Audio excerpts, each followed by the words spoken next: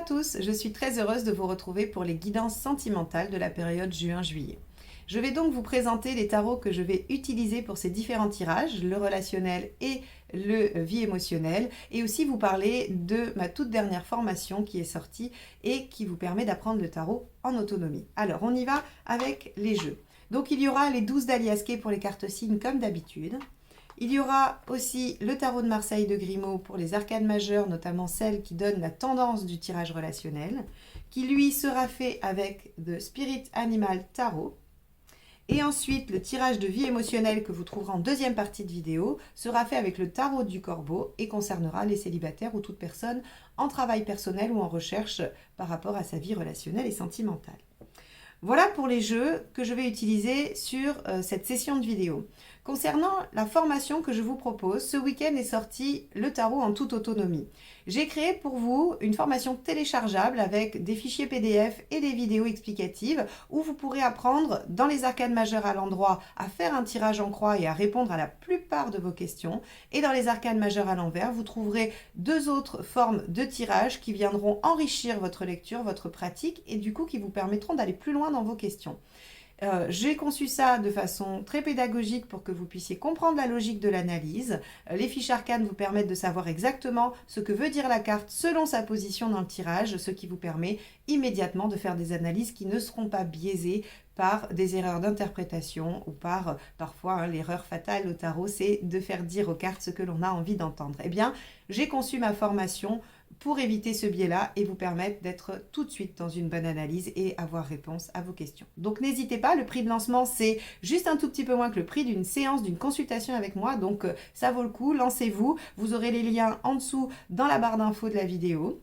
Et si vous voulez vous former sur une plus longue période et avec moi ou en groupe, eh bien n'hésitez pas, la prochaine session de formation sera le 14 et 15 juillet, en journée de 9h à 17h sur les arcades mineures et nous travaillerons sur les arcades mineures du tarot de Marseille et du Rider pour voir déjà leurs différences et pouvoir interpréter les deux.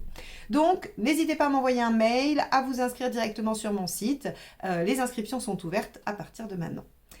Je crois que je vous ai tout dit. Ah non, évidemment, j'ai oublié l'abonnement. Eh oui, je sais bien, on vous le dit à chaque fois, mais c'est parce que c'est vraiment la seule façon de soutenir la chaîne, de lui donner de la visibilité et de nous montrer, en tout cas nous, les créateurs YouTube, que nos vidéos vous plaisent. Donc si vous ne l'avez pas encore fait, eh bien merci, ça vous prend que quelques secondes et pour tous ceux qui l'ont déjà fait, qui sont là depuis longtemps, merci infiniment. J'ai plaisir à vous retrouver tous les mois et j'espère encore pour longtemps. Allez, je vous laisse là avec votre tirage sentimental. À tout de suite. Les Sagittaires, c'est parti pour votre tirage relationnel.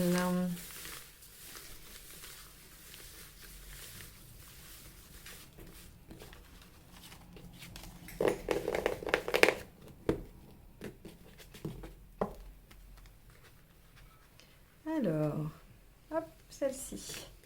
L'impératrice inversée. Ok. Alors, l'impératrice inversée, elle est un peu en difficulté, elle a besoin qu'on s'occupe d'elle, elle a besoin qu'on la prenne en charge. Il se peut que dans votre relation, il y ait du déséquilibre, qu'un des deux qui soit plus actif que l'autre, qui prenne plus soin de l'autre que l'autre du coup. On peut aussi avoir des problèmes de communication avec l'impératrice inversée et des problèmes de concrétisation de projet. Donc on va aller voir tout de suite comment ça se décline dans le tirage en allant voir l'état d'esprit du partenaire.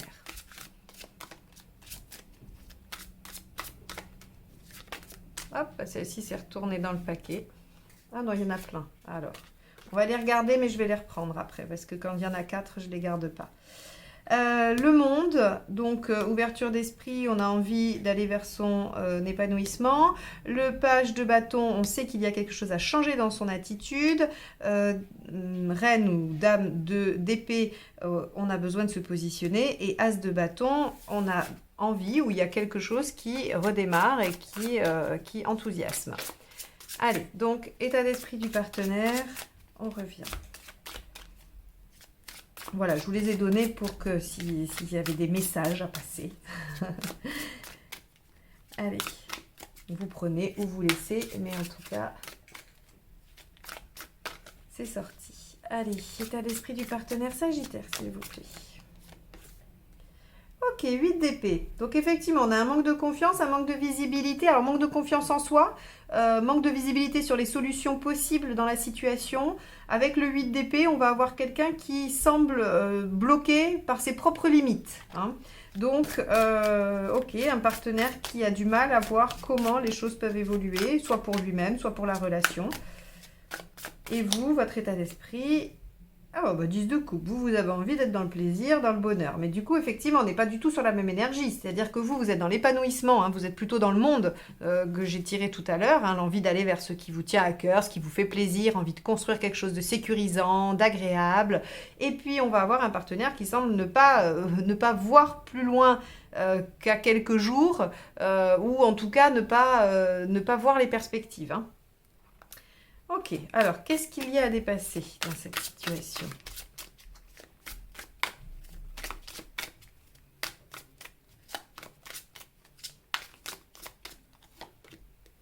Le 2 de coupe. Ok. Bah, le dialogue. Hein. Le dialogue, l'échange, la réciprocité. Donc effectivement, il semble qu'il y ait des problèmes de... vous n'êtes pas sur la même longueur d'onde ou vous avez du mal à communiquer ensemble. Là, on est vraiment dans ces deux problématiques-là. Finalement, l'impératrice nous l'avait déjà donné. Hein. Hop, alors, ce qui vous aide. Celle-ci est sortie et toute seule. 2 de bâton. De faire un choix, de choisir une option. Il se pourrait que le partenaire soit bloqué à ne pas voir comment il peut réagir ou comment elle peut. Hein.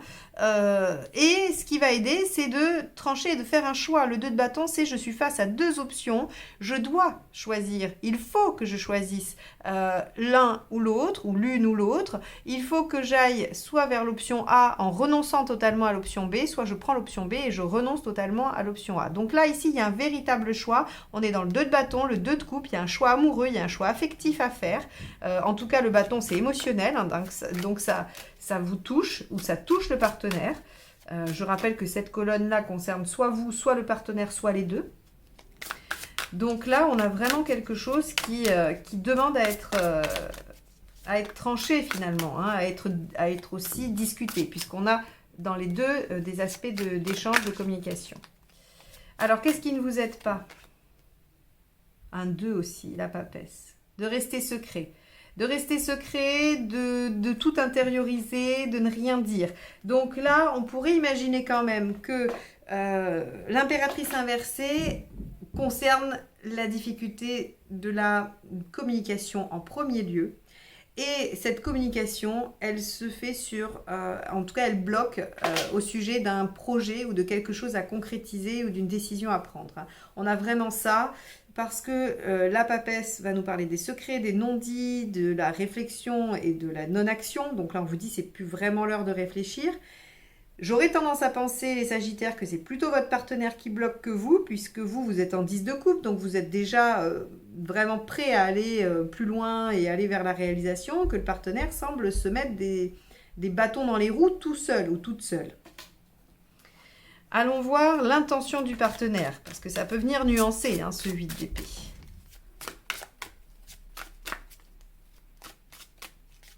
Hop. Là aussi, il y en a trop. 10 d'épée. Eh bien, on a un partenaire qui va pas super bien. Hein. Je ne sais pas s'il n'y a pas des problématiques professionnelles qui se rajoutent, s'il n'y a pas des problématiques aussi peut-être d'angoisse, d'anxiété, tout ce qui va toucher au mental. Hein. Là, on a un partenaire qui veut, en tout cas, qui souffre de cette situation. Il veut que ça s'arrête. Alors, on pourrait aussi avoir un partenaire qui voudrait avancer avec vous et qui est pris par ailleurs et qui, du coup, doit absolument en terminer avec quelque chose. Mais on pourrait aussi avoir un partenaire qui a du mal à s'engager, à aller de l'avant avec vous et qui doit en finir avec ses peurs et ses résistances, hein, finalement. Et vous, votre intention, bah oui, vous êtes, alors là, vous êtes bien alignés. Les Sagittaires, pour le coup, vous avez verrouillé la cible et vous êtes on va dire, en mode réalisation du projet. Vous avez envie d'aller vers votre épanouissement, vous avez de toute façon envie d'aller vers de la réciprocité. Vous vous rappelez tout à l'heure, je vous ai dit qu'avec l'impératrice, on pouvait avoir un des deux partenaires qui était plus présent ou qui s'occupait plus de l'autre. On va avoir ça aussi avec le 2 ici en problématique. Hein. Donc, vous êtes focus, vous savez où vous voulez aller, c'est rétablir l'équilibre dans la relation, avancer, construire et dépasser les obstacles. Vous avez un partenaire qui semble aux prises avec des préoccupations ou des angoisses ou des craintes ou de l'anxiété ou une impossibilité à résoudre ces problèmes. Et c'est un petit peu ça qui bloque. Donc, il va falloir faire des choix, un choix de vie et en parler, ne pas cacher les choses. Hein. Super. Bon, la fin du tirage est très positive puisque le cavalier d'épée est celui qui dépasse les obstacles. Il vainc vraiment, c'est celui qui vainc le dragon à la fin. C'est celui qui dépasse tout. Voilà. Imaginez-vous le cavalier avec son épée qui brave tous les dangers, qui brave toutes les épreuves. C'est vraiment la quête du héros, c'est lui. Hein. Donc, et il arrive au bout et il est victorieux et sa victoire, elle est méritée parce que qu'est-ce qu'il s'est donné pour en arriver là. Donc bon, on a une belle sortie de tirage qui nous dit qu'a priori, le partenaire arrive à en finir avec ce qui le fait souffrir, ce qui le bloque, et vous allez vers la réalisation de ce qui vous convient. Alors, les conseils.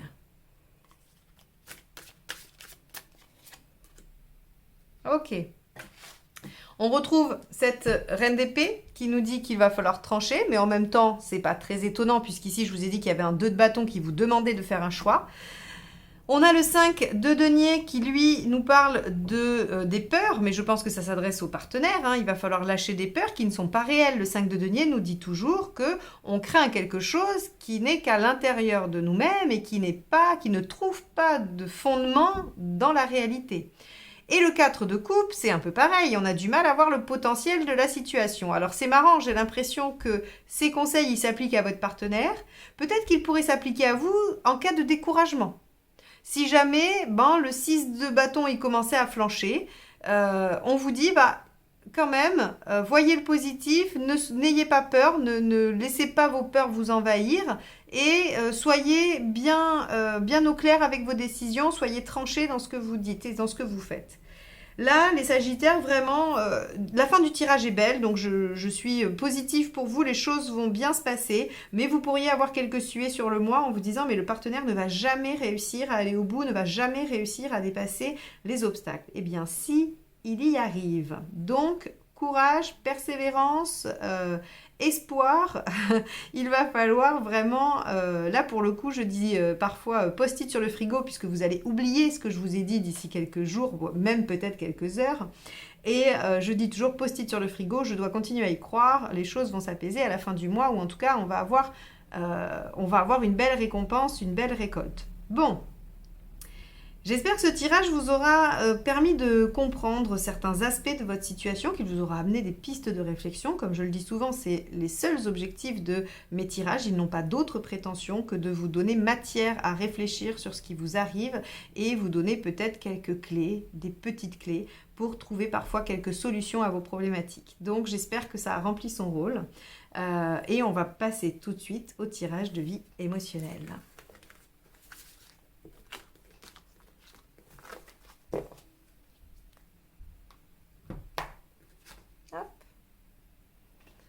Allez, vie émotionnelle des Sagittaires.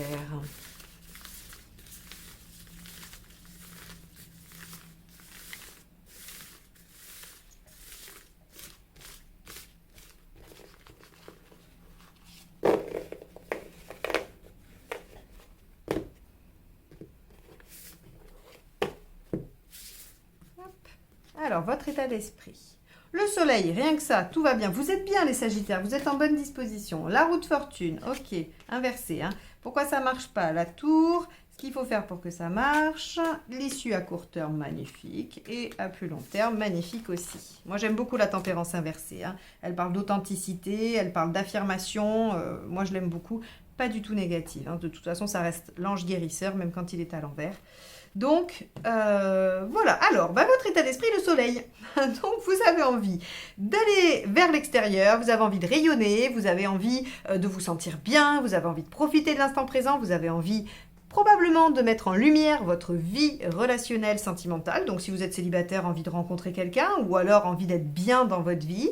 Si vous êtes en couple mais que vous faites un travail de développement personnel sur vos aspects relationnels, vous avez envie de mettre de la lumière sur ça et d'avancer. Quoi qu'il en soit, le soleil met les choses vraiment en avant. La roue de fortune inversée, ce qu'elle nous dit dans vos envies, c'est que vous avez envie de suivre le vent. Vous avez envie de vous laisser porter. Vous n'avez pas du tout envie d'être proactif, de saisir les opportunités ou quoi, d'être vraiment sur le qui-vive. Vous avez envie de vous laisser porter par la vague, de vous laisser porter par ce que la vie pourrait vous amener. Alors pourquoi ça ne marche pas ? Avec la tour ici, on nous dit que finalement, ça ne marche pas parce que ça vous rend un peu trop vulnérable. Peut-être que vous n'avez pas l'habitude d'être dans le lâcher-prise ou d'être dans ce côté un peu on laisse aller. Et donc, on pourrait supposer que c'est une prise de risque un peu trop grande pour vous. Pourtant, ça semblait super sympa ce que je vous présentais. Envie de remettre tout ça au goût du jour et puis de se laisser faire. Oui, mais regardez. Il y a la force quand même dans ce qu'il faudrait faire. Et donc la force, ce qu'elle vous dit, c'est qu'il va falloir trouver un équilibre. C'est qu'il va falloir être un peu dans la maîtrise quand même. Il ne va pas falloir tout lâcher. Peut-être qu'avant, vous avez essayé de tout contrôler. Ça n'a pas marché. Vous essayez l'inverse qui est de tout lâcher. Peut-être que ce n'est pas la bonne méthode. Il va falloir trouver un équilibre. Il va falloir trouver un intermédiaire. Et vous allez probablement devoir revenir un peu en maîtrise. Mais souple, maîtrise souple. Je ne sais pas si le concept vous parle.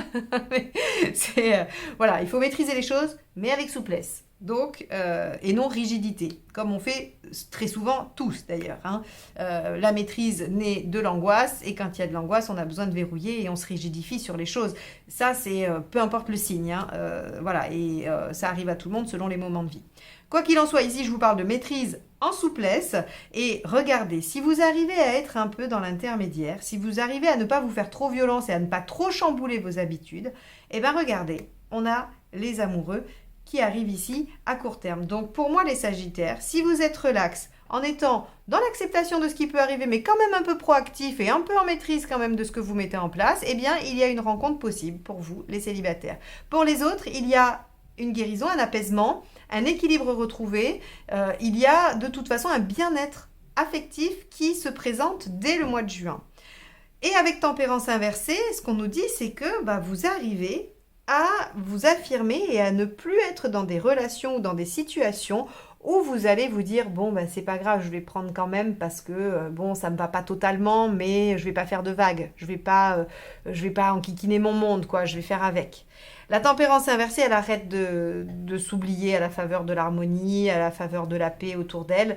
Elle dit ce qu'elle pense, elle demande ce dont elle a besoin et elle s'affirme. Donc, c'est quand même vachement bien parce que vous avez une belle position. Vous avez votre état d'esprit, il est très positif. Le soleil, c'est super. Par contre, ce que vous avez envie de vous laisser couler, c'est pas terrible, ça marche pas des masses. Il faut quand même être un peu dans l'entre-deux. Il faut quand même maîtriser un peu la situation et ne pas aller bouleverser comme ça tout ce que vous aviez l'habitude de faire. Il y a une rencontre qui vous permet probablement de vous affirmer. Et si c'est pas une rencontre, eh bien il y a un travail personnel qui se fait, qui vous amène au bien-être et qui vous permet de vous affirmer et d'arrêter d'être dans la conciliation. Donc voilà pour vous. Alors il est court ce tirage, mais en même temps il est tellement limpide, c'est voilà, ok, vous mettez votre vie émotionnelle au premier plan, ne lâchez pas, ne soyez pas en roue libre finalement sur cette question-là, soyez toujours un peu dans le, voilà, dans la... Alors j'allais dire l'organisation, pas du tout, mais prévoyez des choses, essayez de trouver une méthode ou en tout cas de définir quelques objectifs, ne serait-ce que ça. Et vous allez voir que les choses vont fonctionner très très bien sur le mois de juin. De toute façon, on ne peut pas rêver mieux que la carte des amoureux dans un tirage pour les célibataires par exemple. Donc voilà pour vous les Sagittaires. Je vous souhaite un excellent mois de juin avec une belle rencontre et un excellent mois de juillet dans l'affirmation. Et je vous dis à très bientôt pour de nouvelles guidances. Bye bye.